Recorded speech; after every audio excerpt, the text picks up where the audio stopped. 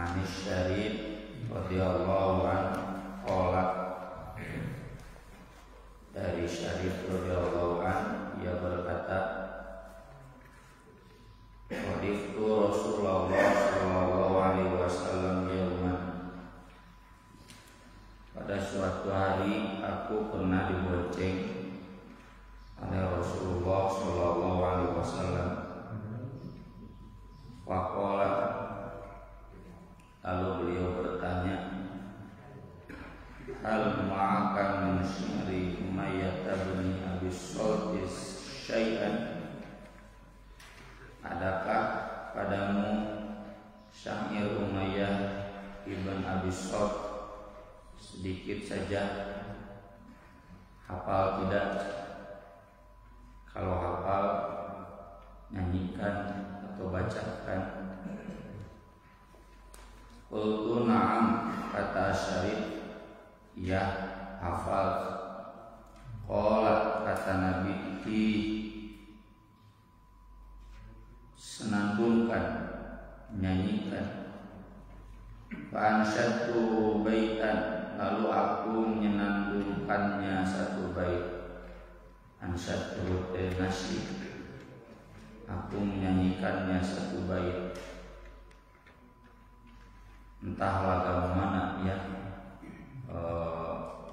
ada banyak lagam, tidak kurang dari 20 lagam bait.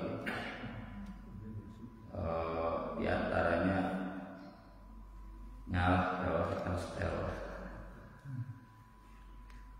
Hakawuruful jari ya mata. Ada orang begitu. Ada juga al-aftu bi tajwid hatmun lasimun man lam yujawu fil qur'ana atmu. Ada banyak agama, baiknya sama.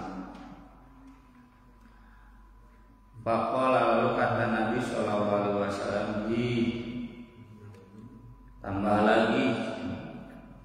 Tsumma ansyatu baitan, aku kemudian menasyidkannya lagi satu bait.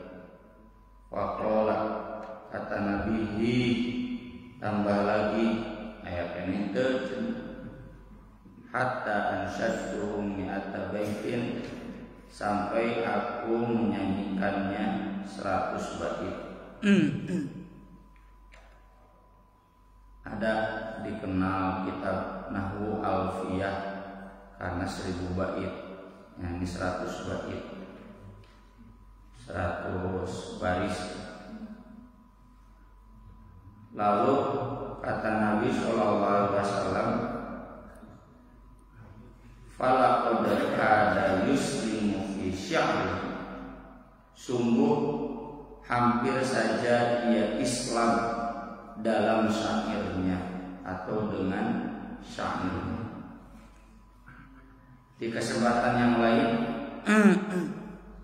adik Umayyah Al-Fari'ah binti Abi Salt, dia masuk Islam dan dia pernah sengaja menyanyikan syair-syair Umayyah di hadapan Nabi sallallahu alaihi wasallam.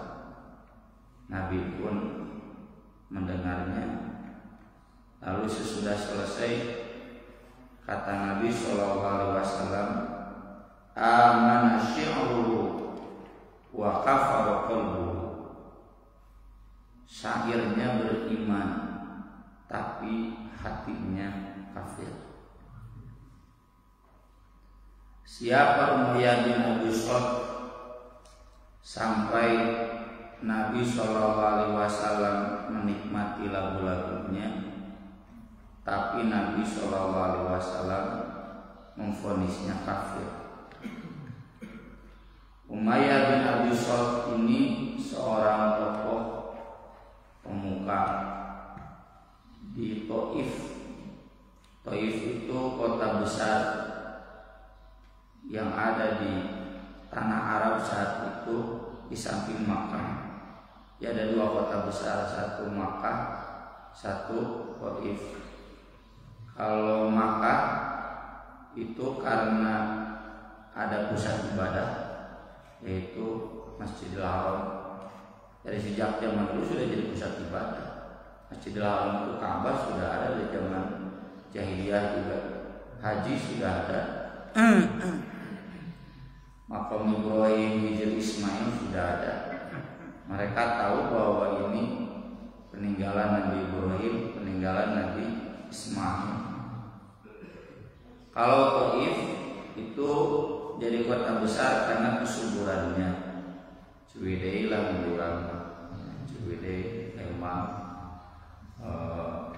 Tapi jadi pusat kota juga karena perkebunannya, karena daerah agrowisata. Di Al-Quran di surah Az-Zukhruf orang kafir itu berkata, wa qalu laula unzila hadzal Qur'an ala rajulin minal qaryatayn 'azim. Kenapa sih Quran itu tidak diturunkan kepada rajulin 'azim? Rajulin 'azim itu pembesar, tokoh, penguasa, atau kalau sekarang orang yang elektabilitasnya tinggi, popularitasnya tinggi. Minal qaryataini, dari dua negeri. Apa dua negeri itu? Para ulama sepakat menafsirkan bahwa itu adalah Makkah dan Taif. Jadi Taif itu kota besar di samping Makkah. Dan Umayyah bin Abi Shalih ini adalah pemimpinnya, pemukanya. Di Jawa Barat mah Kang Emil, di kabupaten Kang Bedas. Ada apa namanya Kang Bedas? Ini tokohnya. Dan Umayyah bin Abi Shalih ini dia orang yang cerdas. Dia peneliti agama, orang yang kritis. Dia meneliti agama. Kan bagi orang yang cerdas adanya Ka'bah di Makkah itu jadi pikiran, ini teh siapa yang bangun? Ini Ibrahim, ini Ismail. Siapa Ibrahim Ismail itu? Kira-kira ke apa jejak langkahnya? Sampuriang wae di Sunda urang apa? Manajan bawa dongeng-dongeng Prabu Siliwangi misalnya. Namun si kabayan lain dongeng. Prabu Siliwangi mana ada? Minimal tahu bahwa Prabu Siliwangi teh dulunya Hindu, kemudian mentas ke Islam, makanya tanah Sunda ngeblek Islam. Belum lagi ditambah Sunan Gunung Jati ya, yang berdakwah dari Cirebon ke Jakarta sampai ke Banten.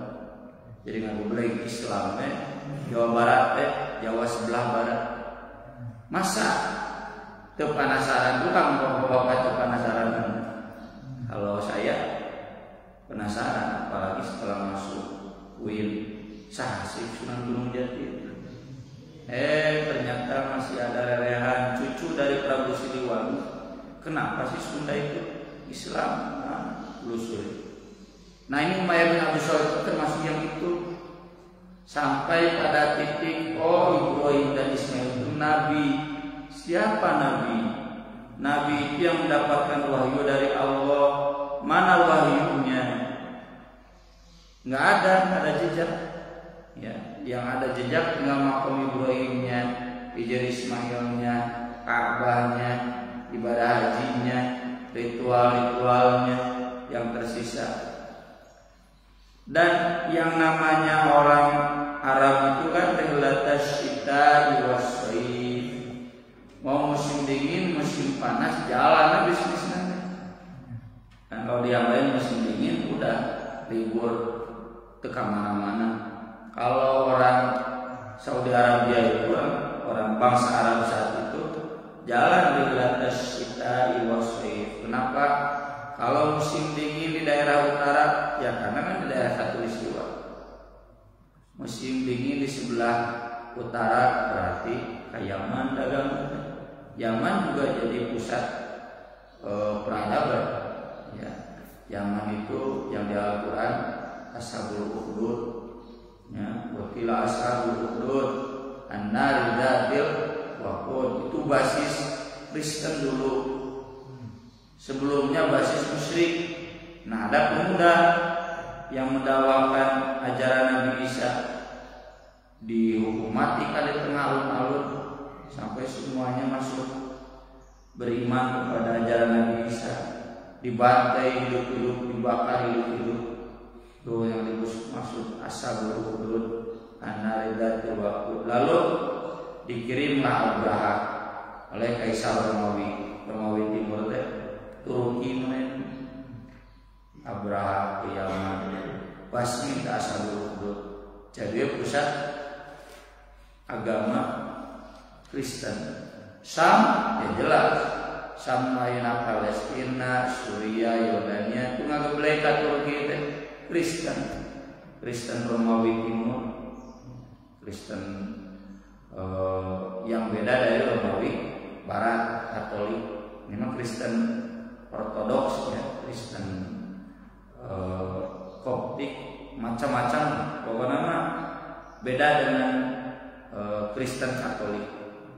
Kalau saya baca di buku Gerald Afriks itu Kristennya Kristen Yerusalem istilahnya, karena pusatnya di Yerusalem, bukan di Gereja Vatikan. Nyambung ke Sam, ada ajaran Nabi Isa, ada ajaran Nabi Musa. Yahudi kan ada. Di Madinah juga ada. Ke Yaman dengan Nabi Isa, dengan Nabi Musa. Umayyah kemudian meneliti. Sampailah dia pada kesimpulan bahwa agama Nabi Ibrahim itu agama yang mengajarkan la ilaha illallah. Agama Nabi Ibrahim itu adalah agama yang mengajarkan akan adanya hari kebangkitan. Dan dari hasil penelitiannya bahwa nanti akan ada seorang nabi diajarkan ke Taif, tapi dia mengajarkan mudah-mudahan nabi itu adalah saya nabi, dan dia mengajarkan kemana-mana sampai nanti di hadis yang dibawa, bukan hadis dari riwayat dibawa,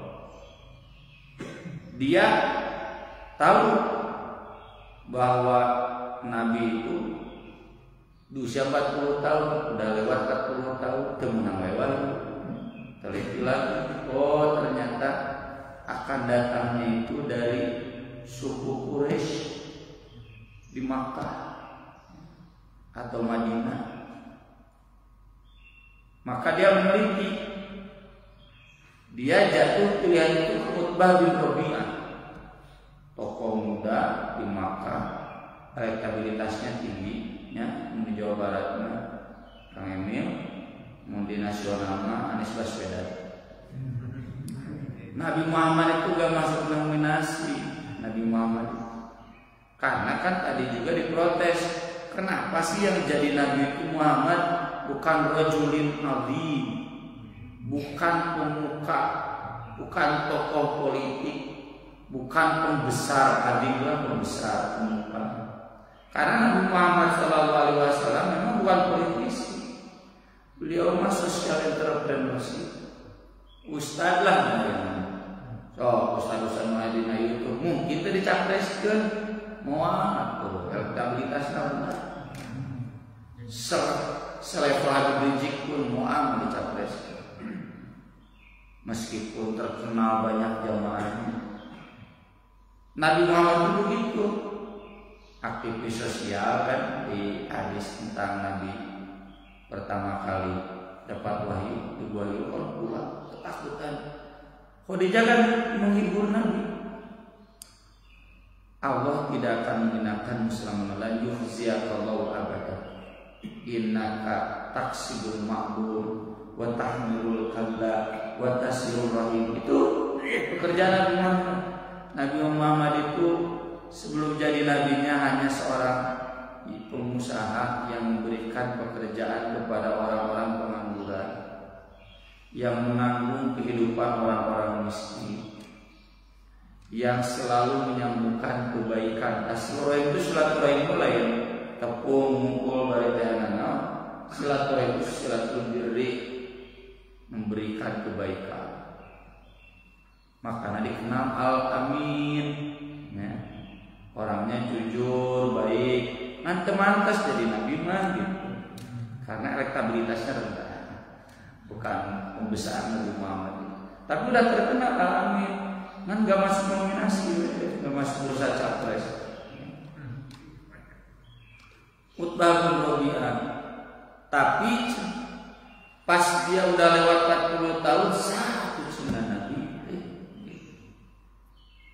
Ini menunjukkan bahwa firman Allah dalam surat Al-Bayyinah, lam yakunil ladzina kafaru min ahlil kitabi wal musyrikina munfakkina hatta ta'tiyahumul bayyinah. Nah, ini salah satu buktinya. Bukti-bukti lainnya bahasa saja buletin atau bambat di situ belakang, ya. Udah semacam data-datanya. Ngadongeng, tapi ngadongengnya pakai riwayat sorry. Al-Bayyinah itu artinya seseorang yang jelas, terlalu jelas untuk disembunyikan. Jadi jelas Al-Bayyinah. Siapa Al-Bayyinah itu? Rasul minallahi yatlu suhufan mutahharah. Seorang rasul utusan Allah yang akan membacakan lembaran-lembaran yang suci, ayat-ayat suci, wahyu dari Allah. Fiha kutubun qayyimah, yang dalam wahyu itu terkandung kitab-kitab yang lurus, ajaran-ajaran Nabi sebelumnya. Umayyah temenang kan ciri Nabi itu yatlu suhufan mutahharah, dia hanya bisa bikin sanad. Utbah bin Rabi'ah tidak. Dan yang semacam Umayyah ini banyak. Zaid bin Amr bin Nufail, saudara sepupu Umar bin Khattab, Waraqah bin Naufal, ya, yang sesaat Nabi sesudah pulang dari Gua Hiro ketakutan, Khadijah dibawa ke Waraqah bin Naufal. Jadi artinya Khadijah udah tahu bahwa isu yang seperti ini Waraqah tahu. Kenapa dibawa ke Waraqah, nggak dibawa ke Abu Jahal, ke Abu Lahab? Karena Waraqah itu sudah mengajarkan di Makkah nanti akan ada Nabi terakhir. Begini ciri-cirinya, begini. Termasuk namanya Muhammad Ahmad. Kemarin saya tulis di buletin atau yang namanya Muhammad yang seusia dengan Nabi itu ada 16 jeng Nabi yang namanya Muhammad. Yang masuk Islam itu Muhammad bin Adi bin Rabi'ah, yang lainnya enggak. Dia ditanya kenapa namanya sama dengan Nabi Muhammad. Dia bercerita, dulu bapak saya berempat dengan kawan-kawannya mau ke satu negeri Gosan, istirahat di Daif. Ada orang Daif mendengar obrolan kami Arab. Kalian dari Arab? Iya. Cepat sana pulang, jangan lama-lama. Sebentar lagi akan diutus seorang nabi, akan lahir seorang nabi di sana di Arab. Itu orang Daif ya. Nanya, emang siapa namanya? Muhammad. Pas pulangnya tidak berbarengan, berturut-turut, empat-empatnya sepakat menamai anaknya Muhammad. Ngan baru jadi nabi. Walau alam ya, apakah ibu Nabi sudah tahu atau tidak sampai menamai Muhammad? Walau alam. Tidak mustahil, tahu juga. Jadi semuanya berharap yang lahir di tahun-tahun itu ngaranan Muhammad juga jadi nabi. Dan Nabi Muhammad SAW dari ciri-ciri fisiknya udah ketahuan. Ya, saya tulis juga kemarin yang kesaksian pendeta Buayo. Nabi Muhammad itu ditinggalkan wafat ibunya 6 tahun. Abu Thalib mau berangkat ke Syam, nangis. Kan pinternya tubuh budak Nabi pinter bagus, nangis. Paman, saya kan ada siapa-siapa di sini, dengan siapa saya ikut aja dengan paman. Atau cenah ujang ke budaknya nih, dicanak itu Nabi genep tahun perjalanannya karena memang Abu Thalib belum punya anak sebesar Nabi Muhammad. Anak-anaknya masih kecil. Dibawa. Ini kan pendeta Buhairo itu dari kejauhan pada pasirnya kelihatan banyak menaya awan yang itu. Kenapa cenah itu ada awan? Itu tahu. Lihat dari kejauhan ada rombongan. Terus rombongan Abu Thalib istirahat di satu pepohonan itu, awan itu kemudian mengikuti. Diperhatikan itu ada anak kecil ditinggali di kajauhan. Sampai pendeta Buayo itu kan bikin hidangan masakan. Tuh centur itu sulit. Sampai tukang masak, memang siapa cuma mereka sampai dijamu di gereja mewah seperti ini. Terus suruh masuk ngobrol dengan Abu Thalib. Ya.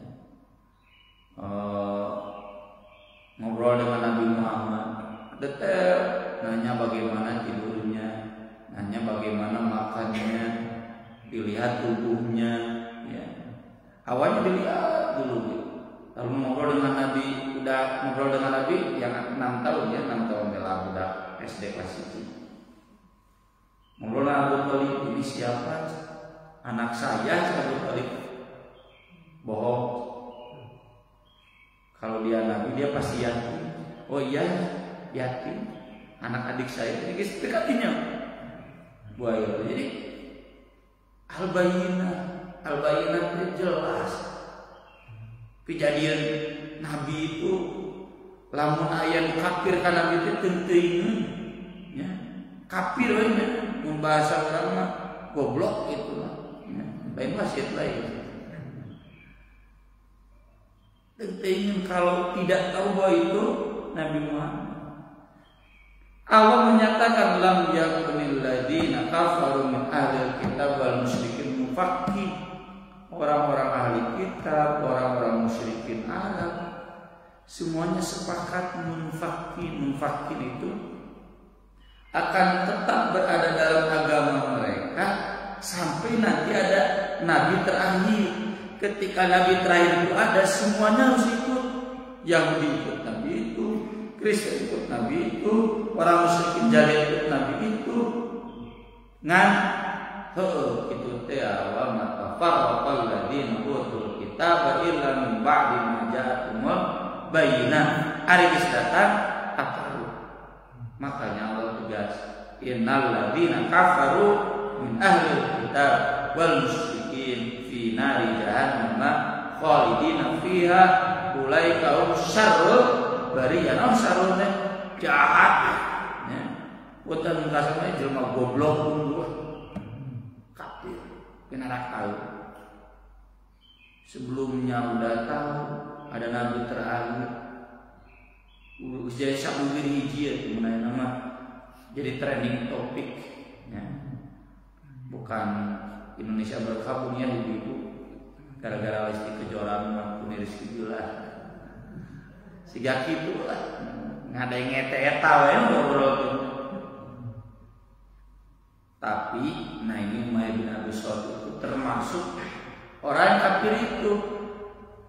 Syair-syairnya tentang tauhid, tentang hari kebangkitan, tentang akan adanya nabi terakhir.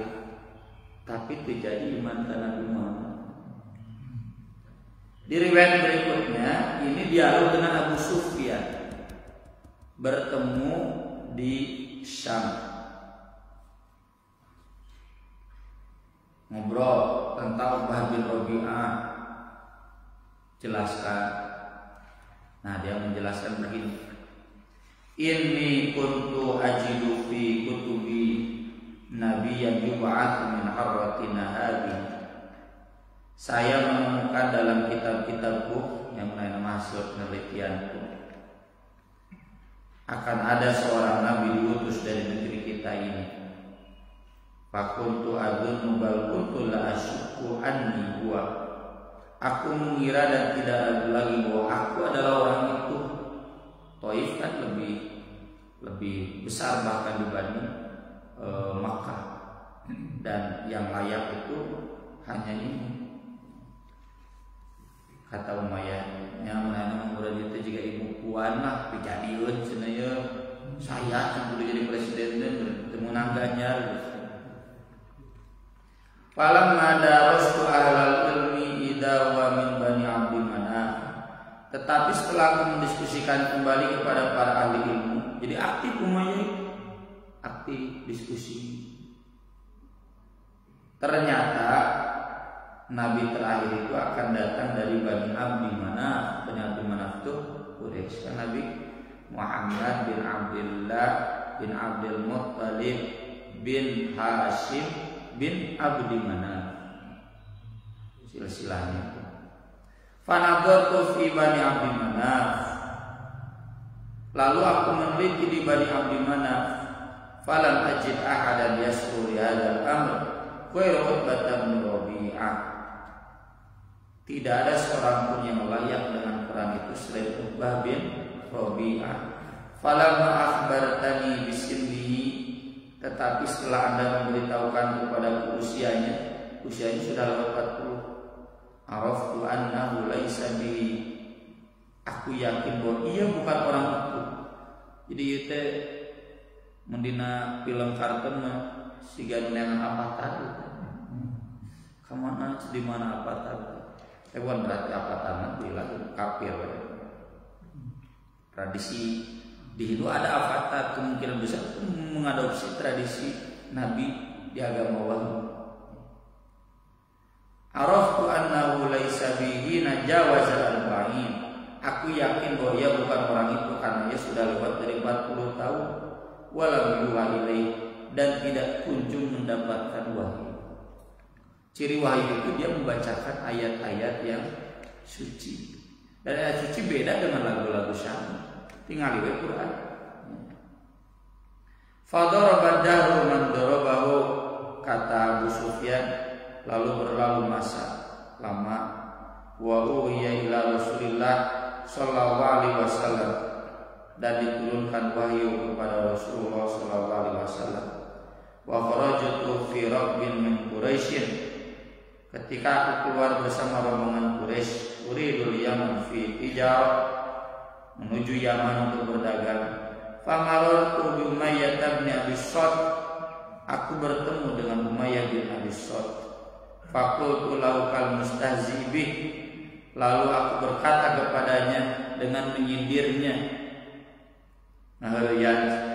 ya Umayyah, qad kharajan nabi alladzi kunta tantadir. Hai Umayyah, tuh Nabi yang kamu tunggu-tunggu, yang kamu ajarkan kan udah diutus tuh, sudah di Makkah ada. Kamu dulu bilang orang Makkah, orang Quraisy, udah ada namanya Muhammad. Diskusi lama, ngobrol lama. Dia mengatakan, ama innahu haqqun fattabi. Oh iya, berarti dia benar Nabi. Ya cek Umayyah, kamu harus mengikutinya. Ke Abu Sufyan deh. Cek Umayyah kan, Abu Sufyan, kamu harus mengikutinya. Qultu, kata Abu Sufyan, ma yang mau kami nitibai. Hari kamu cenah kenapa nggak jadi pengikutmu?